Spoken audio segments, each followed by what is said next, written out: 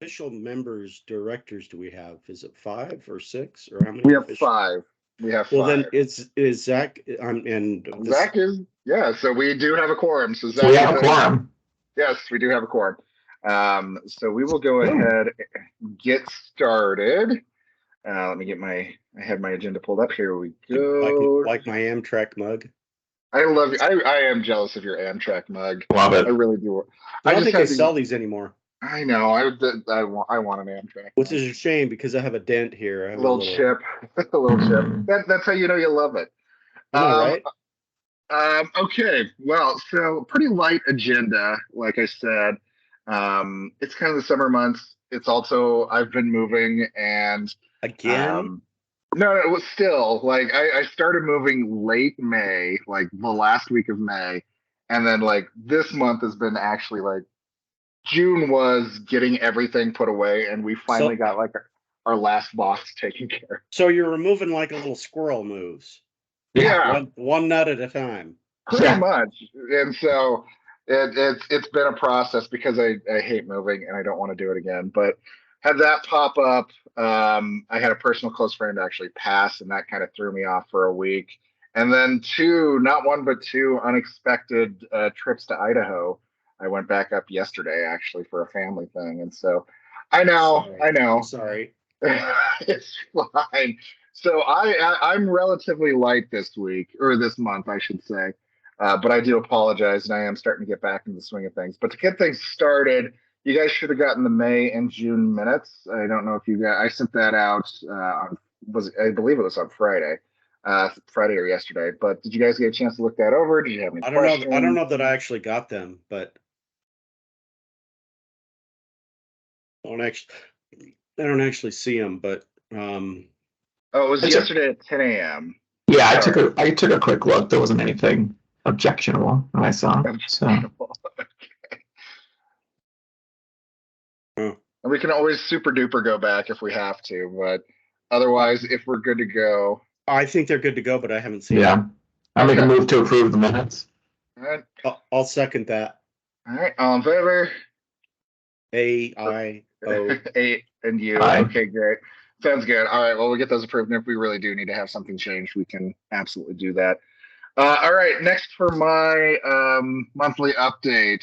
As I said, it's been a bit hectic for me, so I'm still trying to get back into the swing of things. That being said, over the past month, did submit 2 grants for final approval for the Larry H. Miller and Gail Miller Foundation, both for our CAT funding, so the CAT program, and for general funding. The CAT program was $10,000. General funding was $15,000. So those are off. I don't know the timelines on that, but thank you for everyone like as far as getting budgets together and just getting bios and that sort of stuff off.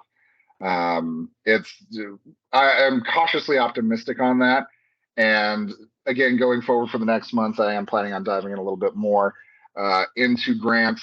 My groove has just been off for the past month, but that's kind of where I'm looking to go. Also, we did advance in the Rocky Mountain Power grant. That was just a general $10,000 as well. And so we just basically they closed out their period. They said, yeah, you look good. We're going to send this off for final review. You should hear, I think they said mid to late August. So we'll see if we get that one as well. But that was just a general update. So those were the 2 big things I've been working on. I've also, with the UTRU grants, been plugging away at the actual CAT presentation, at least starting to put the nuts and bolts of it together. It's about, I would say, 85% done at this point. I probably put in about 5 to 7 hours, maybe a little bit more on putting that thing together, with the idea that we are also going to be customizing it. And that's kind of what the more day-to-day funding is going to go as far as grants are concerned, is the customization depending on where we go. Right. Mhm. So I will break it down a little bit more for like if we are in North Ogden or in Rose Park or up at the U. That's more for those sorts of things. But this is just the broad brushstrokes of transit and hey, this is where we're at. So and this is like, I had to be very careful about not going too much into the weeds for zoning and that sort of stuff. But That's what those are some of the big things I've been working on over the past month. As far as the numbers are concerned, somehow miraculously Twitter still remains a thing. We got 25 new Twitter followers, 827, 5 new TikTok followers at 17, no new YouTubers, still at 2, 2 new members, two now sitting at 222. No new people on the mailing list and no new dues paying members. I'd love to get ideas on the dues paying members. I think it's more just we have to get out there a little bit more and start kind of getting in front of people a little bit more, which is hard to do when I'm sitting back and typing grants, and I understand that. So continue to look for opportunities, I think, is the biggest thing. Not quite sure how to go about that in the immediate future. I'm always open to ideas, but I don't know. Maybe it's just the summer months where it's hard to get that push, but love to get a couple more dues paying members. Two things. Yeah. Two things, Curtis. One, you can invoice the UCAT grant whenever for the $2,000. And so I think that's set up now.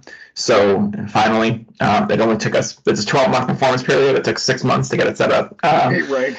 And then number two is I sent you the thing about the kombucha for a cause. I think I sent you that, or at least I meant to.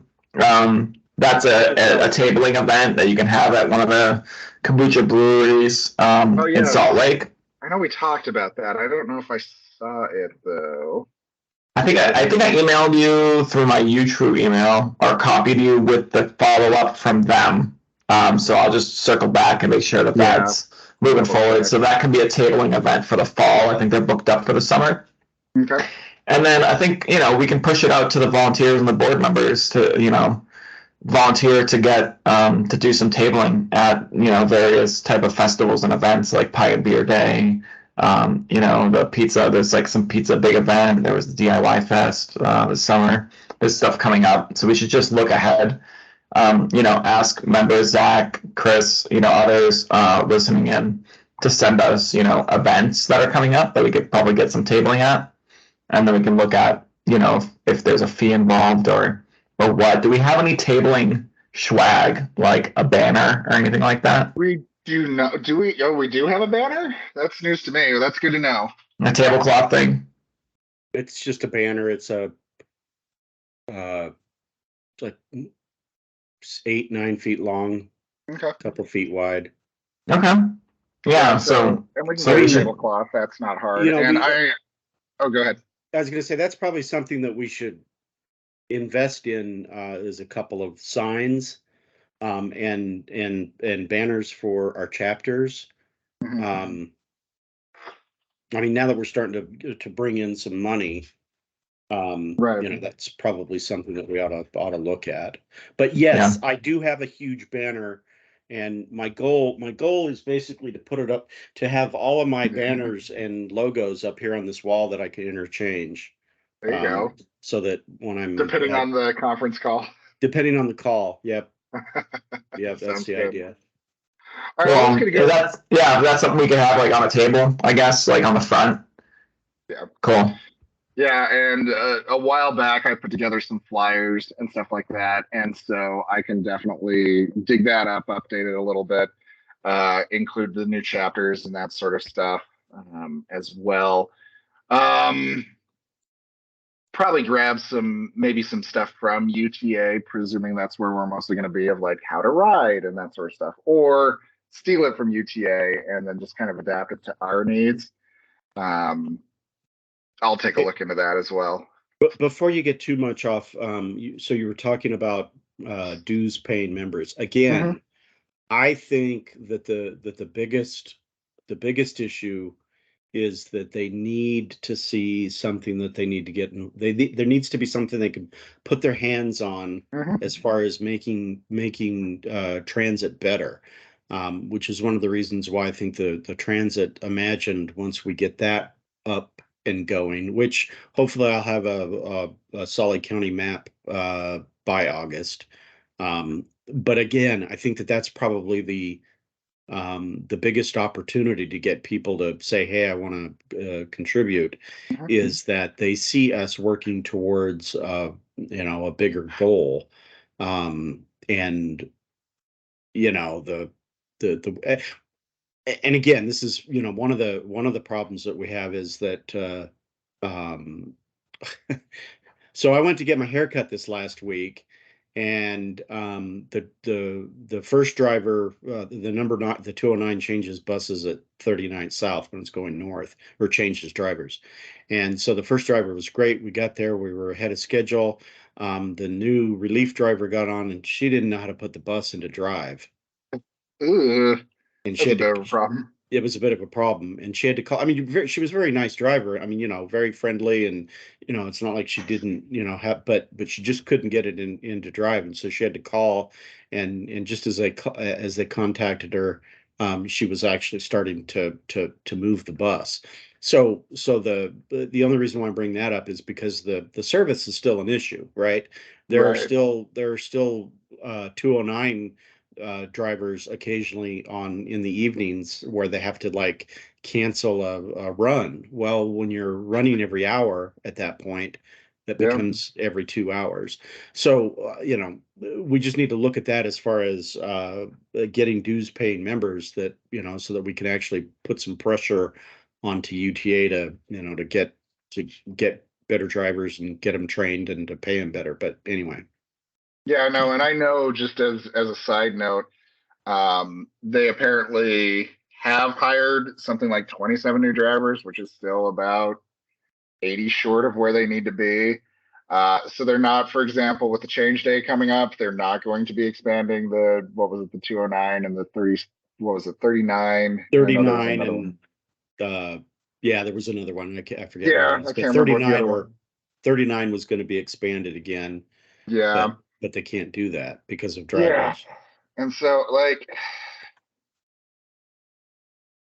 I want to feel bad for UTA, but at the same time, it's like, come on, you know what you need to do, right? It's pay people more. And I know. Well, and again, I don't know what the particulars of the supposedly they got with the union and worked out a new deal, and I have no idea what that is. But again, if we're short drivers, it means that we're not paying them enough. Or we're requiring them to do things that are not that people don't want to do, right? I mean, why would you want to come drive a bus for $19 or $20 an hour and then have to work, get up at 5 in the morning or 4 in the morning, work 4 hours, and then come back later at night and work another 4 hours? I mean, $20 an hour just doesn't cut it. Yeah.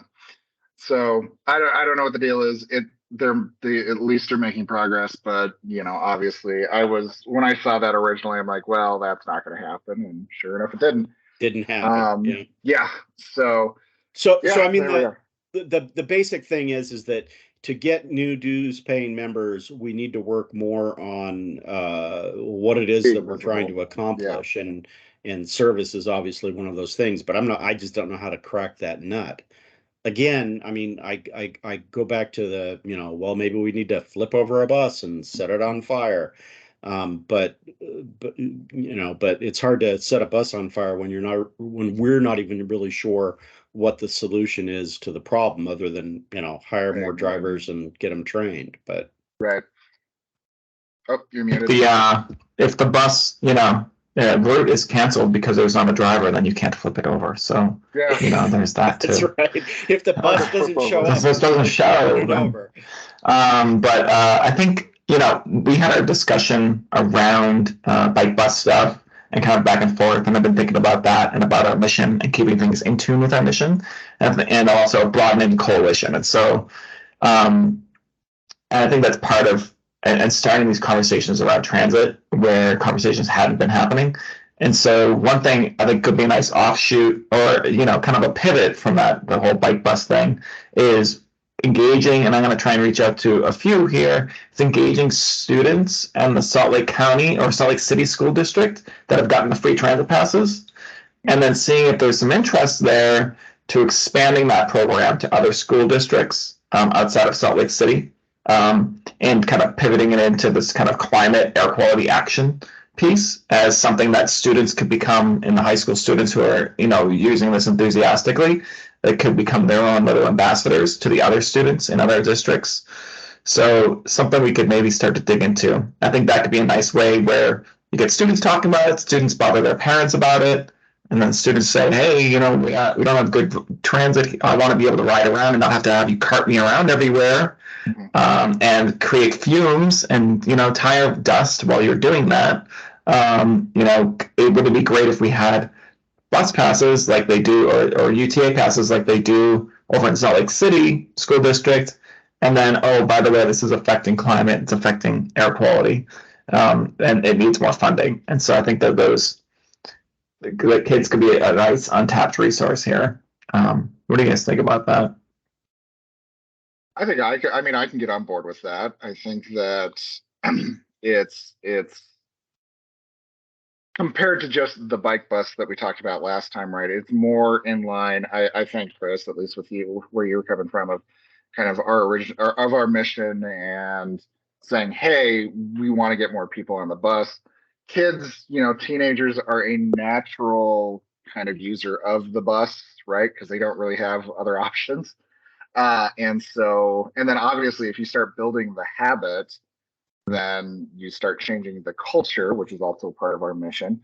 And so I think that that's actually a pretty good idea worth exploring a little bit more, maybe looking into that. And so maybe we start with the high schools, and I don't know how hard it is. I don't think we could get a club per se, but I'm sure we could figure something out as far as reaching out to transit riders and doing something. I'm not quite sure what that would look like yet, but I'm sure we can figure something out. I think again, it revolves around the idea of, do I have transit in the area? Because, obviously you look at anybody in Harriman or Riverton or any of those high schools down south, hey, bus pass would be great, except what are they going to do? Jump on the on demand and increase the on demand. So again, I think it's a good idea. But I think we also have to it has to be a universal type thing. I mean, yeah, we can look at Granite School District would be a good, because that's Mid-Valley, and there's certainly transit that students can use for that one. But I think it all revolves around the transit imagined, and that, I mean, these are all interwoven, right? Yeah. So, for instance, I think that we can dig into how Salt Lake School District came up with that program, what's going on with that program, what students were involved, what administrators were involved. Yep. Who are the key players there, and who is key players of the UTA, and then start those conversations of, are there any other school districts or any other areas? And it doesn't have to be limited to, to the Wasatch Front. This could also be something that, the other bus districts that are out there, the other transit districts too. Granite School District would be my next, because it's right in the middle of the valley, and it's supposedly, I mean, with the cutbacks, there aren't too many 15-minute routes that serve that anymore, or are there? 33 is about it. 30. Well, there's 30. I forget the boundaries of Granite specifically. I'm actually looking at the map. So there's 33. There's the 209. That's not a 15 though. 209 is a 15. Is it a 15? Okay. Yeah, it's in green. Never mind. But those are the two 15s. That's about it. Everything else is 30 or more minutes. I always love that one. Yeah, 30 or more minutes. And by the way, the map I'm coming up with breaks that down into 30 and 60 minutes. Because, good. Well, it should. Because whoever's on the tracks, that's also one option there too for people. But I think also, if we get students advocating for other students to do it, there could be this. It's just a whole other set of people that are talking about it. There's students that are involved in Salt Lake, I know, are involved with suing the state and trying to get standing around climate change and saying that the state is like kind of breaching its duties or some other legal thing around climate. And I know some of the people are involved with that. And that's like a process that, like, they kick it off right, as like a sophomore, and then it takes a couple of years for it to like get through the like. And so what do they do in the meantime? And so I think there's a lot of I think there's among the youth a lot of climate change awareness and desire to do something, and this kind of gives them something to do that's also beneficial to UTRU, while also pushing the UTA, pushing that kind of untapped demand. Yeah, no, I think that's a solid place that we can kind of start growing a little bit, and maybe exploring a little bit more. So, John, and transit, and I'll connect you. And transit, imagine Chris goes right with that, right? Because the students can say, look, this is what it could be. I could be going to soccer practice, and I could be going, to these events, and I could be going to these other things, and going to my friend's house without you having to cart me around everywhere, and I could go to karate practice and stuff. And instead, I have to be driven around everywhere, and I can't bike because I'll get run over by like these giant trucks that are everywhere. So, what choice do we have but to stress the parents out and create more air pollution? Right. No, I think that's a good. I like the idea, to be perfectly honest. I think that it's not that I like the bike bus idea, but I think that this does kind of fall into our mission a little bit better. Yeah. And then we can also include bike buses like, hey, this is the thing you can do right now, but it'll be on them to kind of actually implement that, if that makes sense. So yeah. But again, it kind of goes back to the chapters and that sort of stuff. Like if we can get a West High chapter, or if we can get a Jordan High chapter, or whatever, right? It's the same idea, same concept, and then we kind of start pushing out that way. And then if they want to do the bike bus, then they can. But yeah, I think that's an idea worth exploring. I like that idea. So yeah. Cool. I'll connect you. I'll try and circle back with the contacts I have regarding that, and see what interest there is. It's summer, so it might take a little bit, but well, let's work on that. That'd be great. That's good. All right. Any other? Like I said, it's a pretty loose meeting today. Any other thoughts, ideas, things that we want to talk about? There is something that kind of popped up, and I was like, oh, really? Okay. So there was a survey I saw about the Murray North station, and I'm not sure. I followed some sort of Twitter feed or Twitter something, but apparently I think it was from UTA, and apparently they're having an open house the 19th, to ask about ideas, about what the station, how to make the station better. And apparently there's this whole survey that's been out there for years, I guess. And my guess is that this is I mean, how do you develop a transit oriented development around stations that might not necessarily have that? I mean, the Murray North station. So one of the problems with the Murray North station is it's in a weird spot. Well, the what's weird about it is that it used to be the terminus of 45 and 47 until they moved them down to the Murray Central station. And it's been my assertion that moving those routes down to that Murray Central is actually one of the reasons why the 45 bus became a ghost, a ghost town, as far as not very many riders on the bus, right? It was like, UTA will tell you, well, it's because the private high school closed down or whatever. But again, and I've talked about this before, is that when they realigned those stations or those routes, it made it less convenient to go down to Murray Central than Murray North. So it kind of surprises me now that they're asking, well, how do we make the station a better station? And again, my concern is that there's all these projects out there that UTA is working on that we don't know about, or that we're not really in tune with.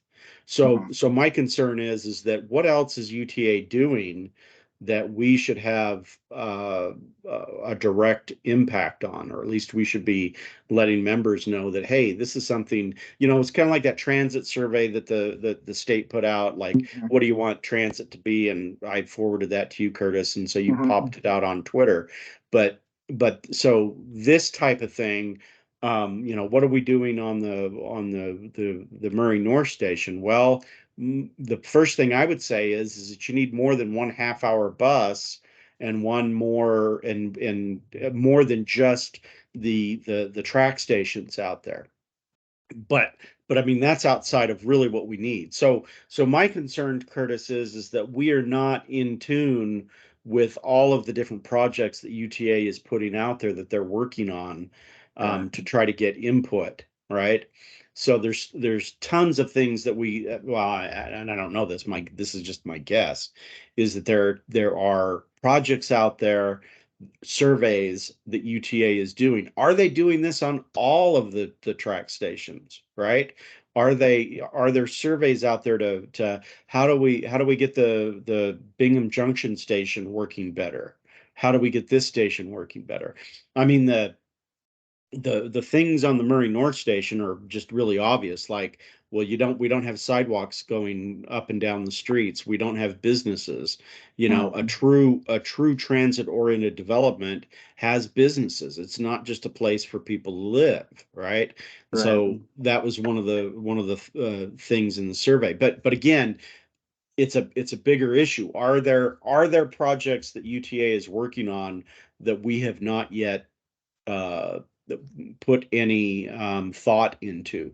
So my fear is that we become less of an effective organization because we're out here doing our own thing and UTA is doing their thing, Sure. and we're not connecting up. And so that's my worry about that.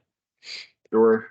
No, and I mean, The transit oriented development, how much legislation and zoning and incentives are built around that? Because it looks to me as though a lot of the track stations are commuter oriented development, basically Well, yeah, parking I mean lots, parking that's rides. been the argument for years, is that, like, if you look at the Sandy station, when they built the Sandy station, it had these huge parking lots. Well, as the years go by, they've been selling the parking lots to build apartments. So I mean, there is that legislation that's out there, and that they are actually doing those things. But again, this is another thing that we don't know any. I mean, I right. can't tell you. I know they're doing it. I know that they are developing uh, uh, apartments around transit stations, but we don't have it. We don't know about those because we're not in tune with those. So that's my bigger takeaway on this, is that there are things that UTA is doing that we just simply aren't in touch with, because we're focused on getting members, we're focused on getting money, but yet the true goal of what we want to do is to build a better transit system. But if we're not paying attention to what UTA is doing, how Mhm. can we build a better transit station? We can't. So what I would like to see, Curtis, is I would like to see a list of things that UTA are actually doing, Right. projects that they're actually working on, that we can tap into, and let our members or potential members know that these are things that UTA is working on, right? So, and again, part of the problem is that UTA is just out there doing their own thing. Well, again, I would like to be able to go to this open house and say, hey, how about connecting more buses? How about Right. connecting more buses to the transit station? Maybe that So would work. yeah, well, so and as you're talking, and I'm looking things up, and this actually speaks to another issue as well, is um the Murray North, near as I can tell, the official page for the Murray North Station Plan area is actually just by the city of Murray and the city of Mill Creek, right? So It's not that UTA isn't telling us, it's that Murray and Mill Creek are just doing this thing. And it's looking like, hey, because they're not necessarily talking about the stop itself, right? They're talking about the area around it. And the TOD stuff is kind of a partnership between UTA and the cities, right? And so it's not that UTA isn't telling us something, it's that Murray and Mill Creek are coming up with ideas and UTA kind of comes after the fact. So it's more about continually just kind of keeping an eye on things. Maybe we can start a list, right? And kind of going back to what you said. Yeah, and see, this goes back to the thing that we've been talking about as an organization for years, but we just never have gotten to the point where we can do it and implement it. And that is that what I'd really like to see, and there's a Google Calendar out there with all sorts of city meetings out there, but what I'd really like to be able to see is I'd like to see us have not just a working relationship with UTA, but to have a bigger kind of like Ellen in Cottonwood Heights, right? She came to us and she was telling us about, well, to me, that's the type of relationships we can develop with city councils in that why can't we get cities to take a look at each of the transit stations? I mean, there's an idea right there. Mill Creek and Murray are doing this. Well, why isn't Sandy doing it? Why isn't Draper doing it? Why isn't South Jordan doing it? And is this something that we can, get the spears out and rush to the city council meetings? Now, I recognize that these are that I mean, there's only 3 of us at the meeting here, and we're short directors, et cetera. But I think that is we really need to figure out how to get in tune with what UTA is doing with other partners.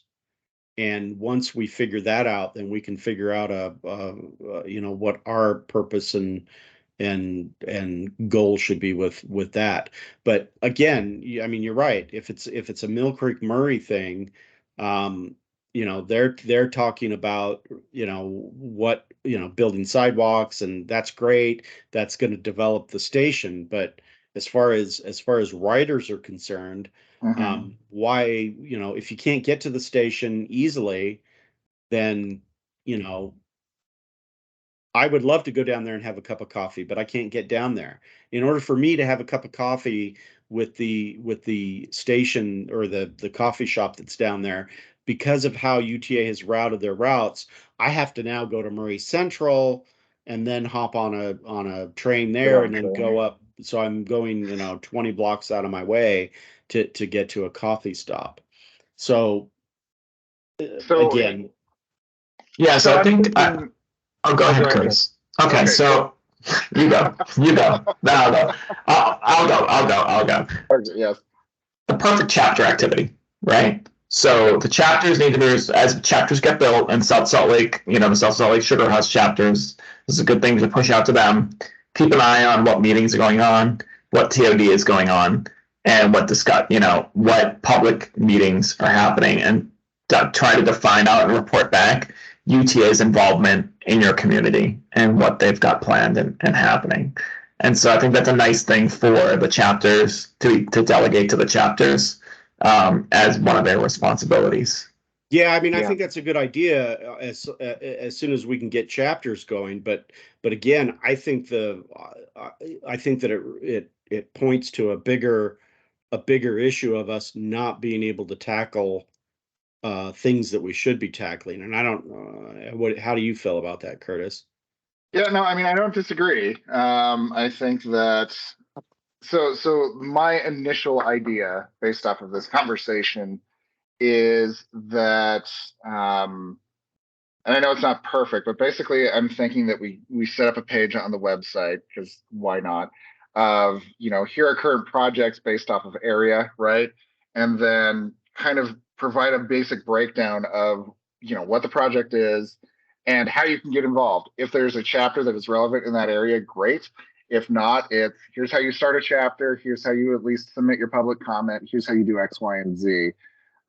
It'll be kind of cookie cutter, right? As far as, you know, what's just a real basic breakdown. They're looking for this. This is where you go. If there's a chapter, we're going to link you to that chapter. If there's not, that's also a way that we can continue to drive engagement towards the website, right? And continue to drive engagement towards showing that, oh, well, I don't have a chapter in my area, but here's how UTRU is at least kind of working for me.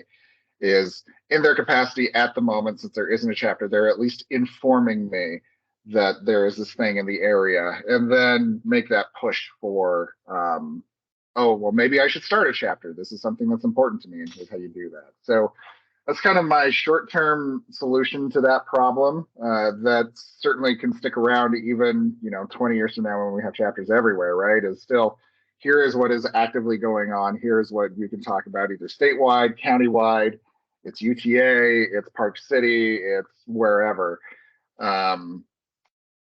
I can start plugging away on that a little bit since I'm wrapping up on the grant stuff as far as what's currently been submitted. I'm still looking, I'm still submitting, but I think that would be a worthwhile project. And then start continuing to tie that in with the other stuff, bike buses, how to ride, all of that sort of stuff. So that's definitely something that I can start putting together and working on. And the nice thing is I can put it up almost immediately and just start filling in, right? So all right, no, that sounds win. good. I think that's really what my concern is that there is stuff out there that we should be involved with, even though we don't have manpower to be involved with it, but we should at least put it out there to show that we're actually connecting with what is going on. Does that make sense? Yeah. Maybe that should be more of the focus of our social media pushes, is like meeting going on here, advocate for transit, meeting going on here, go discuss, here's some talking points that you can have. Yeah. And where we can schedule tweets and that sort of stuff, that does make it easier. And then also there's no reason why we can't add a, hey, did we miss something? Let us know. Here's, submit this thing and we'll get it posted. Just to kind of, that should help drive traffic to the website, help drive membership, help drive chapter creation. And then, Chris, to your point, continue to keep us on focus on what we're trying to do and show that we really are active and involved. So I can definitely start doing that. And I can kind of make that a project going forward. Cool. Anything else anybody wants to talk about while we're still here? Okay. Well, then, in hearing nothing else, it's a bit of a shorter meeting. No, final motion is adjourn. No movement. Unless anybody really wants to say anything, we can speak now and forever hold our peace. I do want to ask you something after we leave, though, Curtis. So sure. Just stick around a second. Sounds good. Yeah, I think if people can, there's a list. I added some more potential donors to the list, and I think what I'll try and do this month is send an email out to the board, assigning some outreach to people, and so that we can start those conversations and help you, Curtis, to move things along. Yeah, that'd be great. Cool. Well, then I'm going to stop the recording, and Chris, I'll stick around, and then we'll plan on seeing you guys in about a month. Thanks, everybody.